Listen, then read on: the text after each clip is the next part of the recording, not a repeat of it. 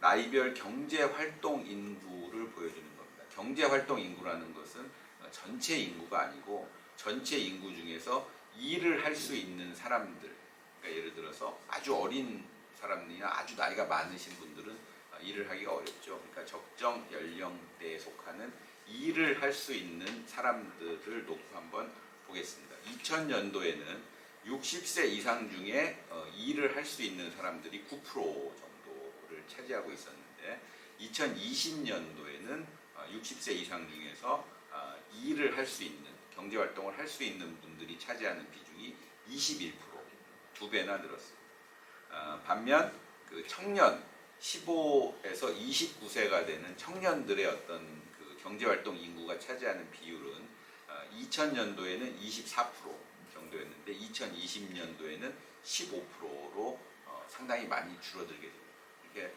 이걸 보여주는 것도 보면은 그 일할 수 있는 노년층, 일을 할 수 있는 나이 드신 분들은 굉장히 빠른 속도로 늘어나고 있고 일을 할 수 있는 젊은 세대들은 굉장히 빠른 속도로 줄어들고 있다라고 볼 수가 있습니다. 그러니까 취업과 관련해서 이제 이걸 보면은 사람들이 이제 일을 구하는 사람 입장에서 보면은 청년들을 구하기는 점점 어려워지고 나이 든 분들을 구하기는 점점 더 쉬워지는 이런 상황으로 우리나라의 어떤 그 인구 구성이 바뀌고 있다 이렇게 볼 수가 있고요. 그 두 번째 사람의 어떤 다른 측면, 그러니까 상대방 기업 측면에서 한번 보겠습니다. 기업들은 일자리를 만드는 그런 어떤 사람들이죠. 기업들이 일자리를 만드는 그런 어떤 일자리 규모가 어떻게 바뀌는지 이걸 한번 비교를 한번 해보겠습니다. 종업원이 1명에서 4명 정도가 되는 아주 작은 기업들의 일자리, 기업의 어떤 일자리 숫자는 지금 보시면은 1000만 명에서 1500만 명까지 500만 개 정도, 그러니까 정확히 숫자를 따지면 424만 개가 늘어났습니다. 그리고 300인 이상의 그 종업원을 가지고 있는 대기업들도 고용자가 한 100만 명 정도가 늘어났습니다. 이 그래프를 보면은 우리나라의 어떤 중소기업의 일자리가 굉장히 빠른 속도로 늘어나고 있다 이렇게 볼 수가 있습니다. 요즘 저희 청년들이 중소기업에 취직을 하기를 별로 좋아하지 않는 그런 청년들이 많이 있는데 실제로 우리나라의 어떤 경제 구조를 보면 어떤 자기가 취업하고자 하는 상대방의 어떤 입장을 보면 중소기업의 일자리는 굉장히 많이 늘어나고 있고 대기업의 일자리는 상대적으로 그거보다 덜 늘어나고 있다 이렇게 이제 볼 수가 있겠습니다. 업종별로 한번 살펴보겠습니다. 그러니까 여러 가지 이제 우리가 업종별 일자리도 있는데 그 중에 이제 농업, 임업 이런 식으로 이제 이런 일자리도 있고 그 다음에 광공업, 공장에서 가서 이제 일을 하는 그런 광공업 일자리도 있고 사회 간접 자본이나 서비스업이라는 것들이 있습니다. 그러니까 서비스업이라는 게 요즘 의대 뭐 이런 열풍이 많이 불고 있는데 의사 이런 서비스업이고요. 법률가 이런 사람들도 서비스업이고 그 다음에 어떤 기술을 가지고 뭐 미용을 한다든지 이런 어떤 그 다음에 음식을 만든다든지 뭐 이런 것들이 다 이제 서비스업에 속하는데 이런 어떤 일자리의 어떤 그 업종별로 일자리를 살펴보면 농림업 일자리는 지금 줄어들고 있는 추세고요.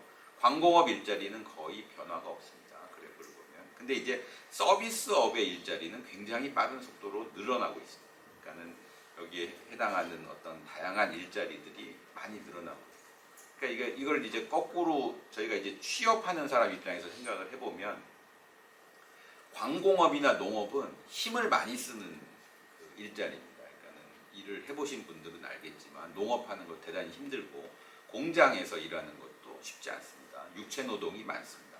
반면에 서비스업, 뭐 예를 들어서 아까 말씀드린 금융이라든가 의료, 그다음에 여기 복지 분야, 뭐 이런 어떤 젊은 사람들이 취직하고자 하는 공기업 이런 그 일자리들은 몸을 쓰는 게 아니라 머리를 쓰는 일자리들이 많습니다. 그 얘기는 어떤 얘기냐면은 나이를 들어서도 일을 할 수 있다. 그러니까 나이 들어서 몸은 약해지지만 머리가 이렇게 나빠지는 속도는 좀 줄어들지 않습니까? 그러니까 이제 나이 들어서도 할 수 있는 일자리가 굉장히 늘어나고 있는 추세다 이렇게 볼 수가 있습니다. 그래서 이제 취업 문제에 대해서 한번 그 사람의 입장에서 한번 취업 문제를 살펴보면, 그러니까는 내가 얻고자 하는 어떤 일자리와 상대방이 구하고자 하는 일자리가 매칭이 돼야지 내가 일자리를 구하는 거 아니겠습니까? 근데 이제 그것이 어떻게 이제 매칭이 어떻게 될 건지를 한번 살펴보겠습니다. 그 과거에는 이제 어떤 기업들이 어느 날 갑자기 취업 공고라는 걸 내고, 그 공고를 내게 되면은 사람들이 그 기업에 가서 시험을 보고 그래서 합격자를 발표하는 이런 어떤 공채라고 하는 거. 그러니까 공공연하게 이렇게 광고를 내고 많은 사람을 모아서 취업 채용할 사람을 선택하는 이런 어떤 공채 위주의 채용이었다 그러면은, 지금은 기업들이 필요할 때마다 사람을 몇 명씩 이렇게 뽑는 이런 수시로 채용을 하는 경우가 많습니다. 그렇기 때문에 옛날처럼 뭐 어느 날 이게 뭐 신문이라든가 방송에서 우리 사람 뭐 1000명 뽑습니다 이런 대기업이 이런 식의 공고를 지금 보기가 상당히 좀 어려워졌다.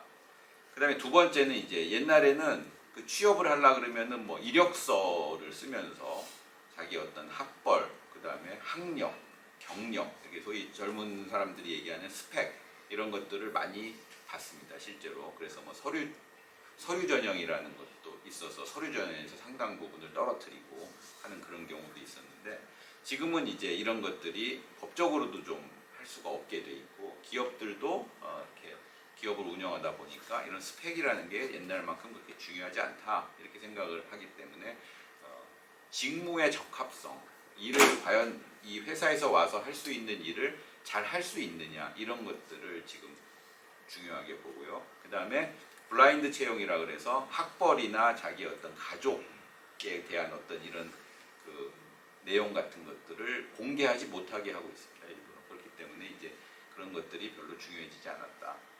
그 다음에 옛날 같으면은 기업들이 이제 그 똑똑한 사람들, 그냥 일단 똑똑한 사람들 많이 뽑습니다. 그래서 똑똑하다고 생각되는 사람들 뽑은 다음에 그 사람들한테 이제 직무 훈련을 시켜서 일자리를, 그러니까 일을 시키는 이런 것들을 이제 수습이라고 하는데, 그냥 자기가 어디 갈지는 모르는데, 예를 들어서 뭐 삼성이라든가 뭐 어디 아주 대형 은행이라든가 뭐 우리은행이라든가 이런 데 가려고 그러면 거기 가서 자기가 무슨 일을 할지도 모르는데 일단 삼성이라는 회사에 들어갑니다. 들어가면 그 그런 분들을 이제 수습 직원이라고 하고, 수습 직원들한테 교육을 시켜서 어떤 뭐 인사부로도 보내고 어떤 반도체 공장으로도 보내고 이렇게 하는 그런 어떤 방식의 채용이었다 그러면, 지금은 일을 할 수 있는 사람을 바로 뽑는 경우가 많습니다. 그러니까는 예를 들어서 삼성이라고 하는 대기업에서도 반도체 기술 인력이 필요하다 그러면 반도체 기술을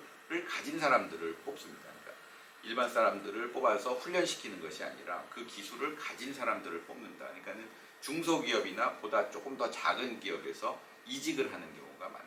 이렇게 이제 환경이 바뀌었고, 그 다음에 그러다 보니까 옛날에는 그 뭐든지 잘하는 사람, 인성이 좋은 사람, 성실한 사람 이런 사람들이 취업 시장에서 이제 대우를 받았습니다. 저 사람을, 그러니까 뭐 이 사람이 뭐를 잘하는지 잘 모르겠는데 이 사람은 일단 똑똑하다, 아니면 이 사람은 성실하다, 이 사람은 성격이 좋아서 다른 사람들하고 잘 어울릴 것 같다, 이런 사람들이 취업 시장에서 선호됐는데, 지금은 뭔가 이렇게 전문적으로 할 수 있는 능력이 있는 사람, 예를 들어서 뭐 저처럼 신문사에 일하는 사람들은 글을 좀 잘 쓰는 사람, 예를 들어서, 아니면은 뭐 어떤